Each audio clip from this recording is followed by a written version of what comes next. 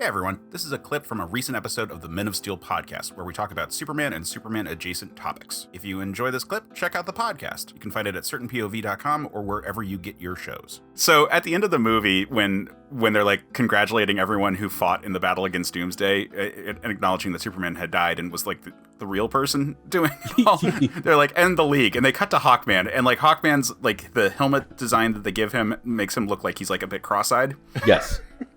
And so I couldn't help but think it's just like, derp, I got to hit the guy with the mace. It's good. Like, he's not all there yet. He's got to recover a little bit.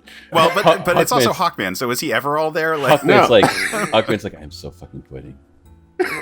I'm getting too old for this crap.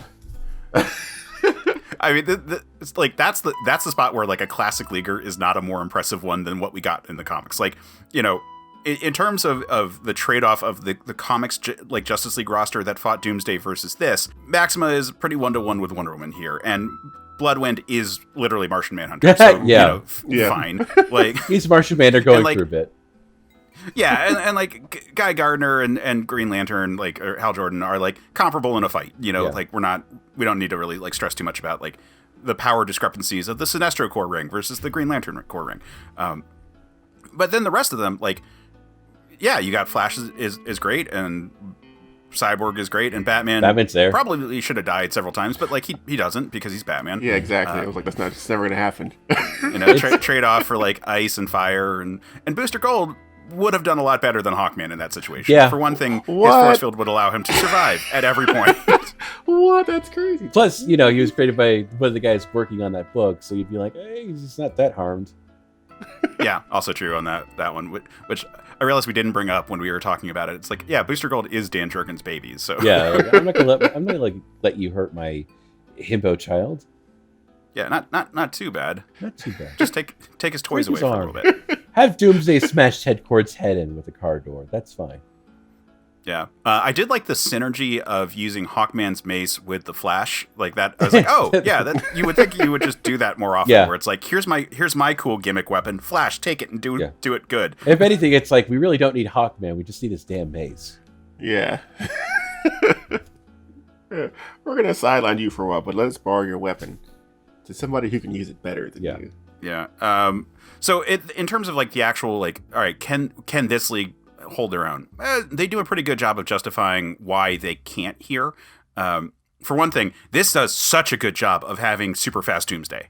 Like, he is so brutal at every point. You know, we introduce him after the initial asteroid falling. We introduce him crashing into the ocean and dealing with a bunch of Atlanteans, and that's pretty fucking brutal. And they immediately establish like, oh yeah, no, this is going to be not fun. Like, there's no one who's gonna. No one's getting out of these situations in a way that is not horrifically scarred. Yeah, because that you had like the scientists, I wanted to say wanted to go down, but Lex kind of forced them down there to go see what was going on. Yeah. And they get obliterated too.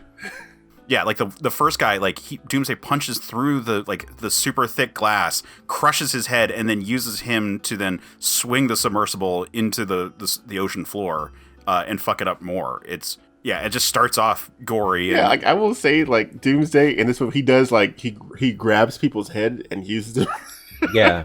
For like blunt objects. And I'm like, wow, this guy is holy crap. He is a big. This is gonna. He's a big tool user in this movie. Like he really loves throwing things at people, which is a really good element to this character. Like he's so fast and he's so vicious, and he will continue pummeling a thing once it's down until it's dead. And every time he is forced to reassess his combat situation, his natural response is to chuck very big things at whatever has like surprised him, and then follow it up by like jumping at super speed and hitting the thing really hard after that, which works pretty well for him in this movie as a strategy.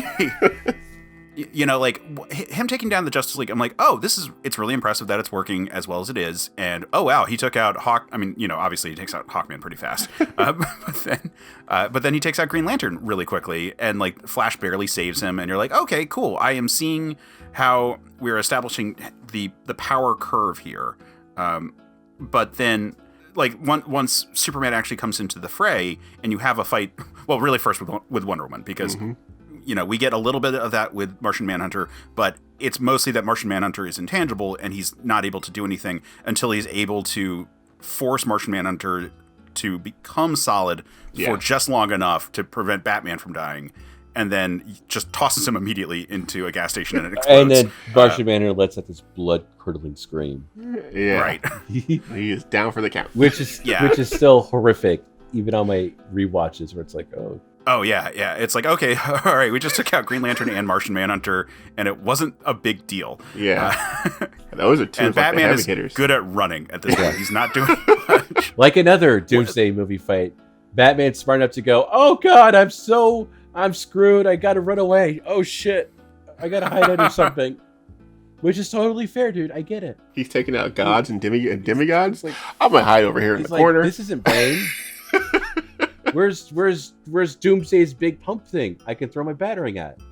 And then it destroys the pump thing, and I can kick him. He doesn't have that. Where's the QuickTime sequence that I can press in the right the right order to leave him exposed so I can hit him one time that actually matters.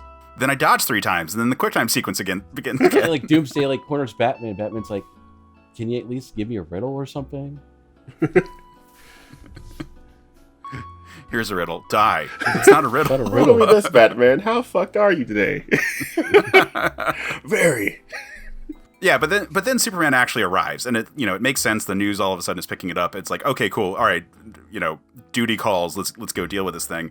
And man, it takes a lot to really establish how powerful Superman is in one of these fights, because it's when you're fighting 2 comparable beings, some of those feats don't really show up, and so. In both cases, they're moving so fast, and they are doing such interesting things with their powers. And interesting doesn't have to be deeply complex stuff, but Doomsday is very calculated in how what he hits and how he hits it, and what things he's using as weapons at any given time. And it really shows just how fucking terrifying this thing would be. In a way that isn't just the Hulk with spikes. And I actually kind of like the way they designed Doomsday in this to be more a tall. He has more realistic human proportions than he's often drawn. He often is drawn with really, really broad shoulders and really Hulk-like. Mm-hmm. And in this case, he's more just huge. And I feel like that kind of works with how they show him being so fucking fast. Remember, if you like the clip, after you're done liking and subscribing, check out certainpov.com, where you can find more episodes of the show as well as a ton of other great shows.